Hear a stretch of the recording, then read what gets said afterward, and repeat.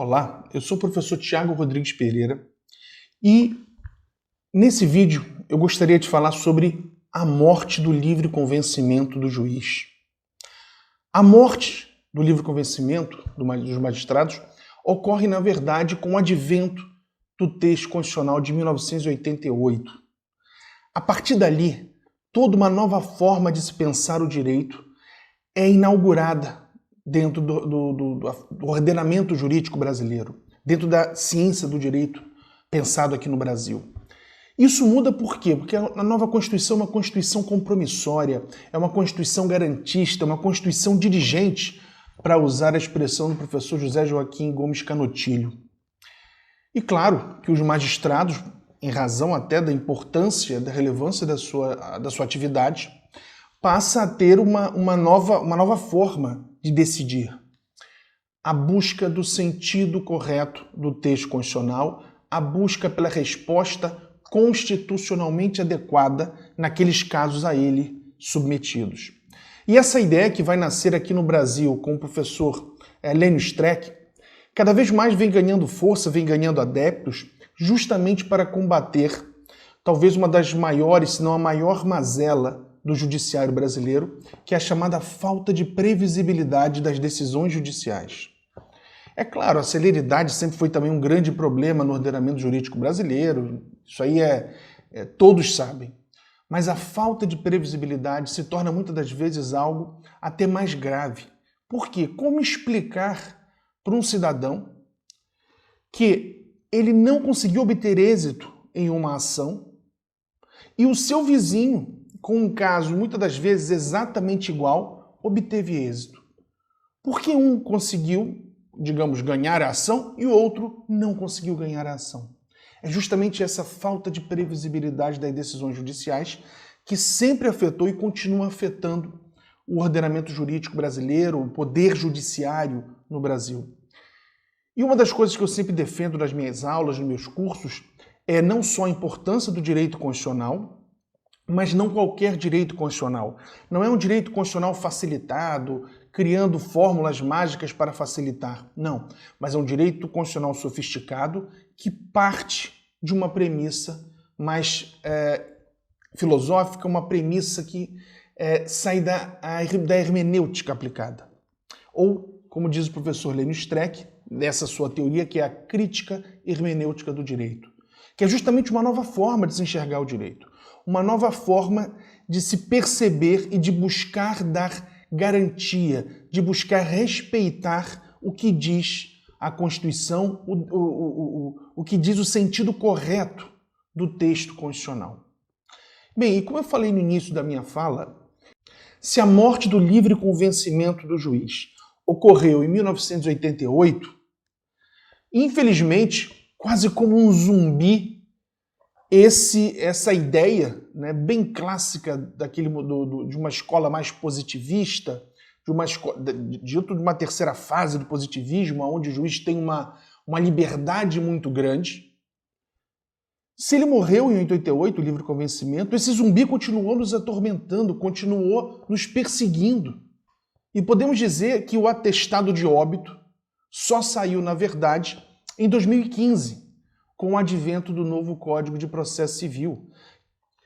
Nem todos repararam, né? Mas o artigo 371, ele é uma modificação grande do antigo 131 do Código de Processo Civil de 73, e além de outras modificações, talvez a principal, a mais importante, foi tirar uma palavrinha que constava no artigo 131 do antigo Código, que era livremente. O juiz apreciará livremente a prova. O novo Código de Processo Civil de 2015, no seu artigo 371, portanto, tira essa expressão livremente. E por que ele faz isso? Eu falo sempre para os meus alunos, se tem algum ente dentro do direito que não é livre, esse ente é o juiz. Eu estendo isso também aos membros do Ministério Público. O Ministério Público também, o raciocínio é muito parecido. Mas, como no caso aqui que estamos discutindo, e sim do livre convencimento do juiz, seja motivado ou não, ele não é livre.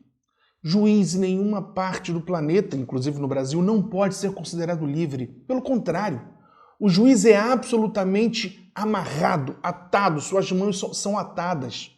Não que ele não possa, obviamente, ter até algum poder criativo quando há espaço e quando o sentido do texto muda. Isso aí é até papo para um outro vídeo que podemos fazer, mas e claro que existe essa possibilidade. Contudo, ele não é livre para decidir como ele bem entender. Ele não é livre para querer impor à sociedade, para querer impor às partes do processo o seu entendimento pessoal, aquilo que ele gostaria que fosse. Isso é muito importante. É esse subjetivismo, esse solipsismo do magistrado de acreditar que pode impor aos demais a sua forma pessoal de entender o direito, de entender os institutos. Ele não tem essa possibilidade. E o que deve então fazer o magistrado? Sempre, em todos os casos, seja um juiz de primeiro grau ao ministro do Supremo Tribunal Federal, ele sempre deverá buscar o sentido correto dos textos e a resposta constitucionalmente mais adequada. E que, repito, não necessariamente vai ser aquela que o juiz gostaria que fosse, justamente porque o juiz não é livre. E dentro de um Estado social democrático de direito, o juiz não pode ser livre. Ele tem que respeitar a vontade do Congresso, do Parlamento e, claro, em última instância, a vontade do povo. Quem faz as escolhas pelo caminho A ou pelo caminho B é a sociedade. A sociedade através, claro, não só das leis, mas principalmente do texto constitucional. Então, dentro de um Estado social democrático de direito, a resposta deve ser encontrada a partir dessa luz que a Constituição nos dá, nos ilumina, nos auxilia a encontrar o caminho correto, a encontrar o melhor caminho, ao caminho que melhor se adeque à resposta a um caso concreto, que melhor se adeque à Constituição Federal. E se esse caminho não mais se configura como o caminho que a sociedade quer, não pode o juiz simplesmente achar que ele, como um paladino da justiça, vai sair decidindo porque é o que a sociedade espera. Não, não. Para ele poder fazer isso, ele tem que ter os mecanismos, entre aspas, as armas necessárias para isso. E a arma necessária para isso é uma só: lei.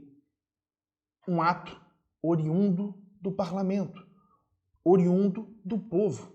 Portanto, é esse povo que ele é o responsável pelos caminhos que a sociedade vai escolher, e não esse magistrado. Até porque não seria justo colocar nos ombros de juízes ou até de ministros os rumos de uma sociedade. A sociedade tem que ser responsável pelas suas escolhas. É o ônus e o bônus de se viver num Estado democrático de direito. O direito deve nos dar essas respostas. Não mais aquele direito pensado, principalmente antes até da Constituição de 88, um direito onde o juiz decidia como ele queria e as pessoas simplesmente tinham que aceitar. Agora o juiz tem que buscar a resposta no texto da Constituição. Ele tem que fazer valer o sentido correto desse texto da Constituição para aí sim ele conseguir buscar essa resposta constitucionalmente mais adequada. E o legislador infraconstitucional que elabora em 2015 o novo CPC mostra exatamente isso.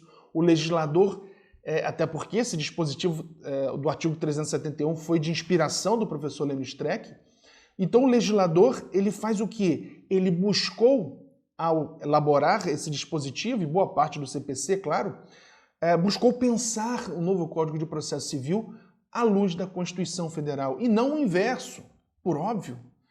Se vivemos dentro de um ordenamento que é escalonado hierarquicamente, é a Constituição que tem que moldar todas as demais leis.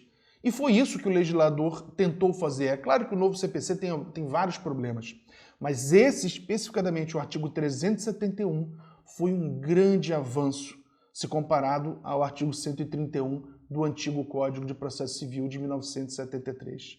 Portanto, como eu falei, se o livre convencimento, motivado ou não do juiz, em tese teria morrido em 88, ele volta e continuava voltando a nos assombrar, como eu brinquei, como um zumbi que volta da sua tumba para assombrar os vivos, até que em 2015, portanto, tivemos, aí sim, o seu atestado de óbito. E a partir disso, principalmente, os juízes devem moldar a sua forma de pensar, a sua forma de decidir. Não só com base com o novo CPC, e principalmente com o texto constitucional, com o sentido correto do texto constitucional. Muito obrigado.